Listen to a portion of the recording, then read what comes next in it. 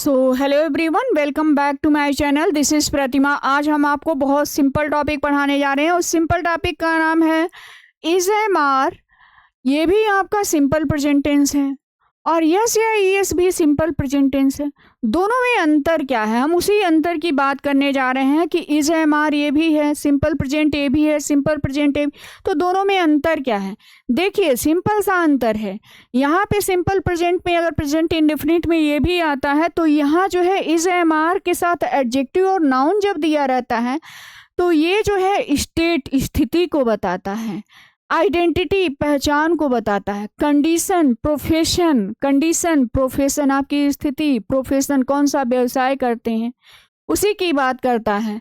लेकिन अगर बात करें, अगर वर्ब में यस या ईएस की बात की जाती है, वर्ब में यस या ईएस की बात की जाती है तो वो हैबिट की बात करता है, रूटीन की बात करता है, फैक्ट की बात करता है, कोई एक्शन की बात। यानी कि कुल मिला के आप पूरे दिन सुबह से लेके शाम तक जो भी काम करते हैं वो करने की बात जब होती है और उस आदत की बात जब होती है तो वो भी सिंपल प्रेजेंट टेंस ही होता है। लेकिन उसमें यस या ईएस की का यूज करते हैं क्योंकि वहाँ पे जो है एक्शन की बात की जाती है और यहाँ इज एम आर के साथ नाउन आता है या एडजेक्टिव आता है तो वो जो है किसी कंडीशन की बात करता है या तो प्रोफेशन की बात करता है। दोनों में यही अंतर होता है।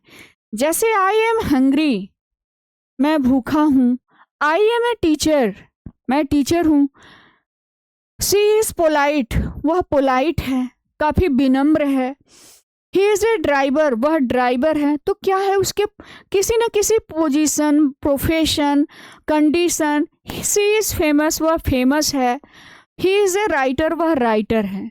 तो है कोई चीज, वो है जो चीज है, जो प्रोफेशन है उसी की बात की गई है। ठीक, सिंपल प्रेजेंट हो गया, इसके एक्शन इसके प्रोफेशन की बात की गई है। लेकिन इसमें जो है देखिए, आई ईट हेल्दी, मैं हेल्दी खाना खाती हूँ। यहाँ पे काम की बात की गई कि पर डे आप हेल्दी खाते हैं। जैसे सी इज पोलाइट, ये पोलाइट है। लेकिन आई स्पीक पोलाइटली, मैं खुद बोलती हूँ। यहाँ बोलने की बात, यहाँ एक्शन की बात हो रही है कि मैं पोलाइटली, विनम्रता से मैं बोलती हूँ। जैसे ही इज ए ड्राइवर, वह ड्राइवर है। लेकिन ही ड्राइव्स, वह ड्राइव्स करता है क्या, एक टैक्सी। ये भी सिंपल प्रेजेंट, वो भी सिंपल प्रेजेंट। लेकिन यहाँ काम वो करता है, वह कुछ है नहीं। तो ही ड्राइव्स अ टैक्सी, वह टैक्सी ड्राइव करता है। ही इज काइंड, यहाँ भी है। सी हेल्प्स द पुअर, वह हेल्प करती है, पुअर की मदद करती है। जैसे ही इज ए राइटर, वह एक राइटर है। लेकिन ही राइट्स अ नावल, वह एक नावल लिखती है। वह क्या करती है, लिखती है। जैसे सी इज फेमस, लेकिन सी परफॉर्मेंस करना, वह परफॉर्म करती है। कहाँ पे, स्टेज पे परफॉर्म करती है। अगर हम इसी के बात करें, दोनों में अंतर यही है कि यहाँ पे एक्शन और रूटीन की बात की जाती है। सिंपल प्रेजेंट टेंस ए भी है, सिंपल प्रेजेंट टेंस ए भी इज एम आर है। लेकिन यहाँ पे कंडीशन, प्रोफेशन, स्टेट की बात की जाती है। दोनों में सिंपल सा अंतर ये है। लेकिन अगर हम बात करें, अगर हम इसको निगेटिव में बनाएं, दोनों को मैंने कंपैरेटिव स्टडी में बताया है ताकि दोनों जब साथ में चलेंगे तो आपको ये अंतर समझ में आएगा कि इसमें अंतर क्या है। जैसे अगर हम इसे निगेटिव बनाएं तो कुछ नहीं करना है। She is not a teacher, she is not a driver, they are not a writer, I am not confident। बस आपको is am are के बाद क्या लगा देना है, not लगा देना है। लेकिन यहाँ पे अंतर क्या हो जाएगा, do या does आ जाएगा। सिंपल प्रेजेंट वो भी, सिंपल प्रेजेंट ए भी, लेकिन यहाँ पे do और does के बाद not लगा देंगे और verb के बेस फॉर्म का यूज कर देंगे। जैसे he does not, he see it singular number के साथ डज लाएंगे। ही सी इट किसके साथ लाएंगे, ही सी इट सिंगुलर नंबर के साथ। ही सी इट सिंगुलर नंबर के साथ डज नॉट लाएंगे और डज नॉट लाएंगे। और I we you they plural number के साथ क्या लगा देंगे, डू नॉट का यूज कर देंगे। तो I we you they plural के साथ do not you they, I we you they plural number के साथ डू नॉट का यूज कर देंगे। जैसे he does not teach English, वह इंग्लिश नहीं टीच करती है, डज नॉट हो गया, सिंगुलर नंबर है। जैसे he does not drive a taxi, दोनों के एग्जाम्पल मैंने साथ साथ समझाएंगे हैं। जैसे he is not a driver, वह ड्राइवर नहीं है। ही does not drive a taxi, वह टैक्सी नहीं ड्राइव करता है। आई एम नॉट कॉन्फिडेंट, मैं कॉन्फिडेंट नहीं हूं। और इसी का आई डू नॉट स्पीक कॉन्फिडेंटली, मैं कॉन्फिडेंस के साथ बोल नहीं पाती हूँ। तो यहाँ पे काम की बात हो रही है। तो जनरली जो है I do not speak confident.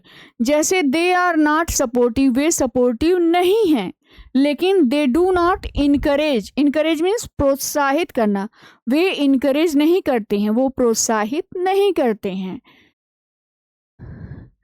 अगर हम इसी की बात करें, अगर निगेटिव की बात हुई, निगेटिव हो गया। इंटरोगेटिव में कैसे करेंगे? इंटरोगेटिव में कुछ नहीं करना है, आपको इज एम आर को पहले ला देना है, कुछ नहीं करना है। इज एम आर को पहले लाया, इसमें क्या करेंगे? डू डज को पहले ला देंगे। जैसे इज ही एट होम, क्या वह घर पर है? आर यू रेडी, क्या तुम तैयार हो? Is he in the office, क्या वह ऑफिस में है? क्या इसमें कोई एक्शन हो रहा है? कोई एक्शन नहीं हो रहा है, इसमें एक्शन नहीं हो रहा है, लेकिन इसमें क्या हो रहा है? एक्शन हो रहा है। ये भी प्रेजेंट की ही बात हो रही। जैसे डज ही वर्क, क्या वह काम करती है? From home, work from home का काम करती है। जैसे do you want to leave now, क्या तुम जाना चाहते हो? Do you want, want means चाहना, लीव नाउ, क्या तुम अब जाना चाहते हो? Do you want to leave now? Does she speak English? जैसे he is good at English, वह इंग्लिश में अच्छी है, लेकिन उसी को आपने क्या कहा? वो खुद काम करती है। Does she speak English? क्या वह इंग्लिश बोलती है? Does he make friend easily? क्या वह फ्रेंड इजली बना लेती है? तो इस तरह से आप कह सकते हैं कि दोनों में बहुत ही अंतर है। यहाँ पे सिर्फ यहाँ पे स्टेट की बात हो रही है और यहाँ पे जो है एक्शन की बात हो रही है। अगर हम इसी को क्वेश्चन वर्ड इंट्रोगेटिव में बनाए तो कुछ नहीं करना है। यहाँ पे आप चाहें तो वाई ला दें, व्हेन ला दें, वेयर ला दें, वाई, व्हेन, वेयर, व्हाट, ये जो ऐसे जो शब्द हैं आप इनको ला सकते हैं और इनको बना सकते हैं। बस कुछ नहीं करना है। ये जो वर्ड है इज एम आर वर्ड जो है, या डू या डज है, डू या डज दिया है, इनके पहले आप वाई, व्हेन, वेयर का यूज कर देंगे और इस तरह से इसे क्वेश्चन वर्ड इंट्रोगेटिव में से बदल देंगे। आप खुद ही बदल सकते हैं। इस तरह से आप कह सकते हैं कि दोनों टॉपिक काफ़ी कंफ्यूजन थे। आप इस तरह से समझ सकते हैं कि उसमें जो है किसी प्रोफेशन, स्टेट, कंडीशन की बात की गई है, इसमें जो है एक्शन की बात की गई है। दोनों में यही अंतर है। सो अगर आपको ये वीडियो अच्छी लगी हो तो please like, share and subscribe.